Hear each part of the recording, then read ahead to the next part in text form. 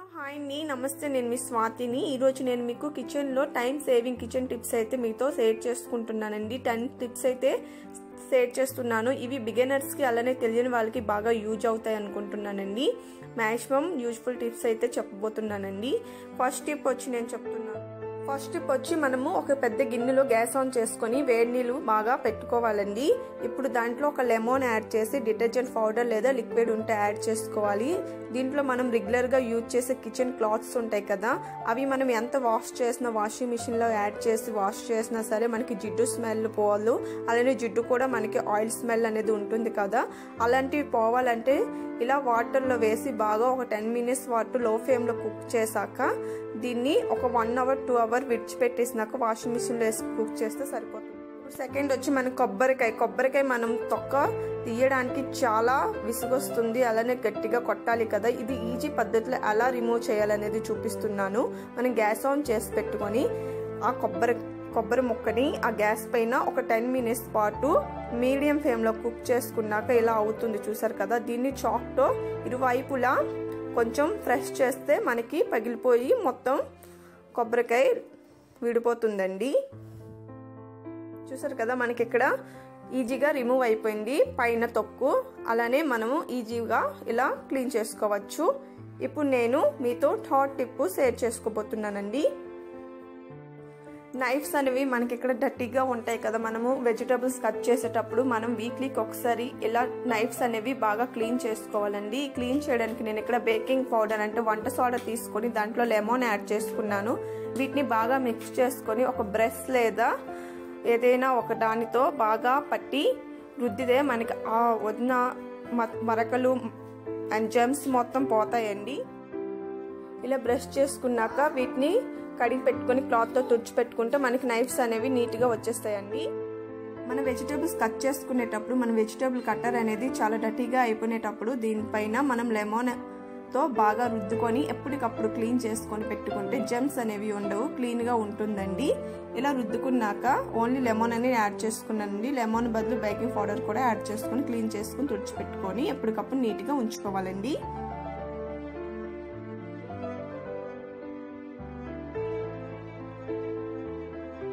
మనం పాలు మరగబెట్టేటప్పుడు గిన్నె అనేది కింద మాడిపోతుంది కింద భాగాన. అప్పుడు మనం ఏం చేయాలంటే గిన్నెలో కొంచెం వాటర్ వేసుకొని దాన్ని బాగా గిన్నెకి తడిచేలా చేసుకున్నాక పాలు యాడ్ చేసుకుని మరగబెట్టుకుంటే గిన్నె అడుగు పట్టదు, అలానే మనకి మాడదు కూడా అండి.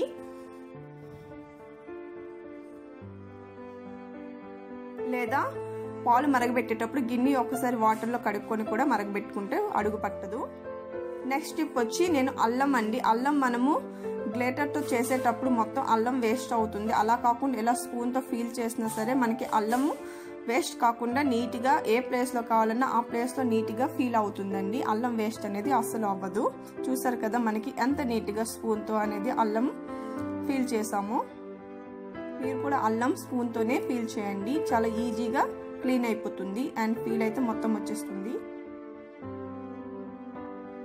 అండ్ నెక్స్ట్ టిప్ వచ్చి నేను ఇక్కడ షుగర్కి ఎక్కువ మనకి చీమలు పడతాయి కదా. ఇలా చీమలు పట్టకుండా ఉండాలంటే షుగర్లో మనం లవంగాలు అనేవి యాడ్ చేసుకోవడం వల్ల మనకి చీమలు అంటే యాంట్స్ అనేవి మనకి పట్టవు షుగర్కి. ఇది ఒక యూజ్ఫుల్ టిప్ అనుకుంటున్నానండి.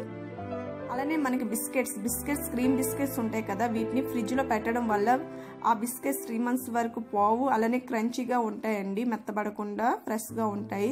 అలానే మ్యారీగోల్డ్ కుకీస్ అయితే ఒక స్టోరేజ్ కంటైనర్లో షుగర్ యాడ్ చేసుకొని ఆ బిస్కెట్స్ని పెట్టి స్టోర్ చేసుకుంటే ఫ్రెష్గా 3 months వరకు బాగానే ఉంటాయండి, ఏమి కావు, మెత్తబడకుండా సూపర్గా ఉంటాయి. అండ్ డ్రై ఫ్రూట్స్ వచ్చి మనము ఒక ఎయిర్ టైట్ కంటైనర్లో వేసుకొని ఫ్రిడ్జ్లో పెట్టుకోవడం వల్ల 6 months వరకు పురుగు పట్టకుండా ఫ్రెష్గా ఉంటాయి. అండ్ ఎయిర్ టైట్ కంటైనర్స్లో పెట్టుకొని ఫ్రిడ్జ్లో స్టోర్ చేసుకోవాలి, బయట పెట్టకూడదు. అసలు డ్రై ఫ్రూట్స్ అనేవి నిల్వ ఉండవు. ఇలా పెట్టుకున్నాక మూత పెట్టి ఫ్రిడ్జ్లో అనేది నిల్వ చేసుకోవాలి.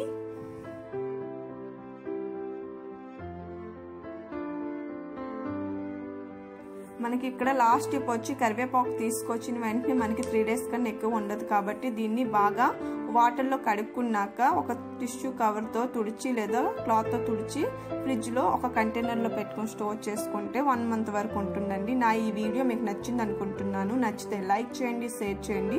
ఛానల్ని ఫస్ట్ టైం చూస్తున్నట్టయితే సబ్స్క్రైబ్ చేయండి. Thank you for watching friends. Bye.